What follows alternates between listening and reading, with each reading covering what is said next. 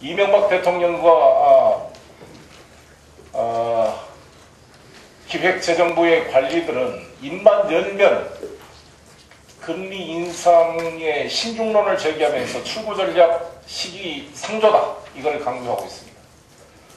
금융통화정책의 독립성이 중요합니다. 필요한 시기에 금리 조절을 하지 않게 되면 이것이 나중에 엄청난 부동산 자산 버블로 이어져서 일본처럼 그런 잃어버린 10년의 역사가 되풀이될 유용성이 있기 때문에 통화신용정책의 독립성은 기본적으로 이 시장경제에서 매우 중요한 일이라고 볼 것입니다. 그런데 금융 전문가들의 평가에 따르면 김중수 씨에 대한 평가가 통화신용정책의 독립성 분야의 6.4로 가장 낮은 점수, 100점 만점에 56점의 점수를 얻었다고 합니다. 이명박 정권이 지방선거를 의식해서 필요한 시기에 금리 조정까지도 통제를 해서 통화정책을 정치적 상황에 종속시킨다고 한다면 과연 그렇게 자랑하는 G20 주최 의장국으로서의 그 자격이 있는 것인지 전문가들로부터 반문을 당하게 될 것이다, 이거를 지적합니다. 두 번째는 오늘 이제 금강산 관광과 관련돼서 북측에서 부동산 이걸 압수를 하겠다 이런 것 때문에 그 부동산 소유자 19명이 오늘 북한을 방문합니다. 통일부는 아예 세입자들을 다 빼버렸습니다.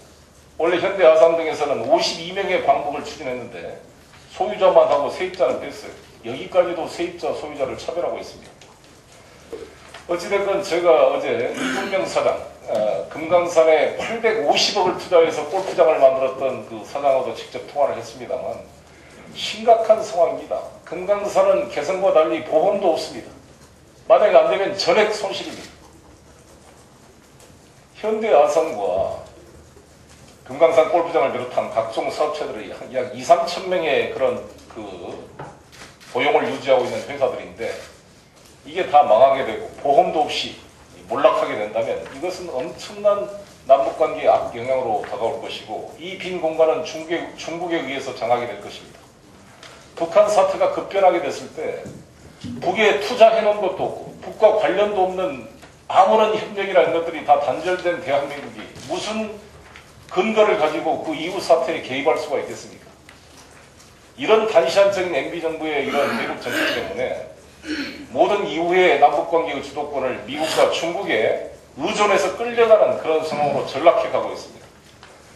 김정일 위원장이 직접 금강산에 대한 관광객 신변 보장과 재발 방지 대책을 했는데 왜 그것을 후속 조치로 해내지 못합니까? 이게 무능력한 모습 아닙니까? 실제 의지가 없는 것입니까? 이런 상황에 대해서 다시 한번 이 정부가 전향적으로 금강산 문제를 해결해서 정말 남북관계를 위해 투자하고 수천억을 투자해서 해왔던 현대아산을 비롯한 이 회사들이 생존할 수 있도록 정부에서 뒷받침을 해야 될 것이다, 이것을 강조하는 바입니다. 이상입니다. 네, 박주선 최고위원님 말씀 계속되겠습니다. 네, 어제 김영국 씨가 기자회견을 했습니다. 보문사 명진 스님과 관련된 인사조치 압력의 발언이 안상수 대표로부터 직접 나왔고 직접 들었다. 명진 스님의 주장이 100% 진실이다, 이렇게 주장을 했습니다. 그럼에도 불구하고 안상수 대표는 이 사실을 부인할 뿐만 아니라 앞으로 일절 대응하지 않겠다고 이야기를 하고 있습니다. 한나라당은 이 부분에 대해서 일체 언급을 하지 않고 있습니다. 언제부터 이렇게 한나라당이 입이 없는 정당으로 변했는지 묻지 않을 수가 없습니다. 진실은 잠시 숨겨질 수는 있지만 영원히 지워질 수는 없습니다. 우선 안상수 대표가 헌법을 유린하고 종교를 탄압하고 또 더 나아가 종교의 정권에 대한 비판적 기능을 봉쇄하기 위해서 종교를 장악하려고 했던 음모도 국민적인 분노를 사지만 더 나아가서 모든 증거가, 모든 증인이 안상수 대표가 이와 같은 있어서는 안 될, 또 해서는 안 될 발언을 했음에도 불구하고 이를 하지 않았다고 국민 앞에 거짓말을 하고 있는 것이 이건 국민을 우롱하고 국민을 모독하는 거기 때문에 이건 있을 수 없는 일입니다. 또 이번 이 사태를 제대로 진상을 규명해서 재발을 방지하지 않는다면 기독교, 천주교, 원불교 등에 대해서도 정권에 대한 비판적 기능을 봉쇄하기 위해서 또 다른 종교 장악 음모가 일어날 것이 불보듯 뻔합니다. 국기를 뒤흔드는 범법행위입니다. 안상수 대표가 진실로 이와 같은 발언을 하지 않았다고 한다면 오히려 국정조사를 요청해서 본인이 발언하지 않았다는 것을 증명하셔야 될 겁니다.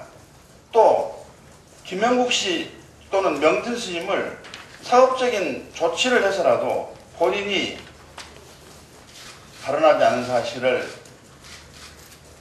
입증을 해야 할 텐데 완전히 이 부분에 대해서는 입을 닫고 있습니다. 저는 다시 한번 주장을 합니다. 안상수 대표가 발언에 대한 책임을 지고 의원직을 사퇴할 뿐만 아니라 한나라당이 국민에게 100번 사죄를 해야 되고 또 이 진상을 반드시 규명해서 국민에게 낱낱이 보고를 하고 재발 방지 차원에서 민주당은 국정조사를 비롯한 모든 당력을 집중해서 이 문제 진상규명을 위해서 노력해야 될 것이다. 이런 말씀을 드립니다. 이상입니다. 네, 안희정 최고위원님 말씀입니다. 계속하겠습니다. 우리 당은 지난해 혁신과 통합위원회를 구성했습니다. 김은기 전 의장님을 모시고 많은 위원님들이 당의 혁신과 민주개혁 진영의 통합을 위해서 당의 혁신안을 가다듬어 왔습니다. 그리고 그 혁신안 중에 가장 역시 핵심은 시민배심제를 채택하는 것이었습니다. 이 시민배심제는 당무위원회와 중앙위원회를 거쳐서 우리의 당규 개정 사항으로까지 제도적 완비를 이루었습니다. 이 시민배심제를 채택했던 이유는 분명합니다. 첫 번째로 시민들의 적극적인 정치 참여가 부족한 우리의 정치 현실에서 당심과 민심의 괴리를 극복하자는 것이 첫 번째 취지였습니다.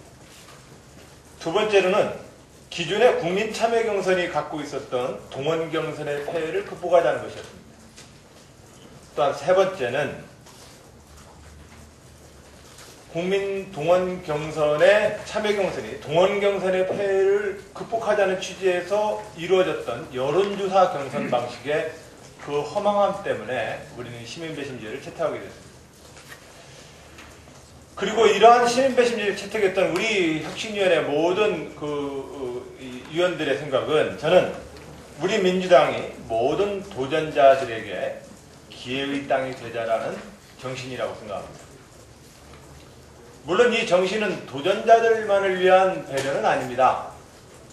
선거 때마다 현직 몇 프로 물갈이 이런 방식으로 아무런 이유와 근거도 없이 현직이란 사람들에 대한 현직을 물갈이해왔던 이런 공천 폐해를 극복하자는 것입니다. 도전자에게도 또한 현직에 있는 챔피언에게도 공정한 방어와 도전의 기회를 주자는 것이 시민배심제의 정신입니다. 그런데 오늘 이 시민배심제가 용도삼위의 위기에 처해 있습니다. 저는 이 현실에 대해서 우리 지도부는 무거운 책임감을 느껴야 된다고 생각합니다. 도처에서 도전자들이 기존의 경선 방식으로는 해볼 수 없다고 문제제기가 아우성칩니다. 신진 인사 입장에서 당원 경선, 여론조사 경선만으로는 너무 불리하다고 말하고 있습니다. 그래서 시민배심제를 요구하고 있습니다. 하지만 이 시민배심제를 흔쾌히 받아들이고 있는 챔피언과 현직은 없습니다.